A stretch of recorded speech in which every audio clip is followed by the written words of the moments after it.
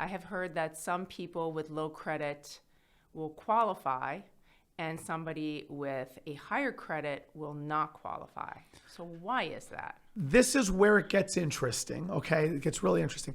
I can give you the black and whites of getting a loan. For example, if you wanted to go for a conventional loan, you could not have been discharged from a Chapter 7 bankruptcy within the last 4 years. That's a black and white, okay? Mm-hmm. That's an income ratio. Conventional caps you at 49.99% for a conventional loan. Now, I'm not explaining what 49% means, but just take it for what it is. Those are black and whites. Those are hard lines that nobody's going beyond those lines. The problem is in getting a loan, there's something called an algorithm. There's a computer program. Actually, I should say there's a computer program, Sophie. A computer program was invented in 1994. And when you think about the year, that's kind of when the World Wide Web is coming out, all this internet technology, stuff like that, computers. Well, Fannie Mae invented a program which analyzes everything. It analyzes how much money you have. It analyzes what your income is. It calculates the debt ratio. It reads the credit to see how many delinquencies have you had.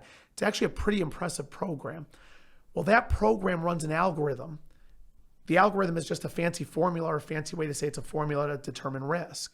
So naturally, the question becomes, just talking out loud, like, in your opinion, who's higher risk? If I told you, Sophie, I have somebody with perfect credit, but they're going no money down and they have a super, super high debt ratio. They've never paid rent in their life, and I'm about to drop a $2,000 house payment on top of them per month. High risk, right? Yes. Okay. What if I said somebody has a 550 credit score, they have all medical collections, which absolutely hammered their score. They've got a 550. That's a low score. Mm-hmm.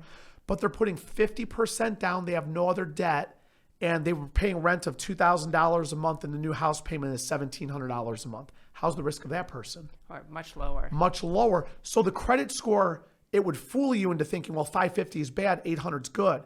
But there's other factors in there. Mm-hmm. So it goes back to the score. But as the score goes down, truly, you better have a bigger down payment. That's really what sets the lower scores apart. So people with lower scores, from a lending perspective with the computer program, desktop underwriter, things like that, you better have a bigger down payment, more towards 10 to 20 to 30%, and it goes from there, depending on how low we're talking.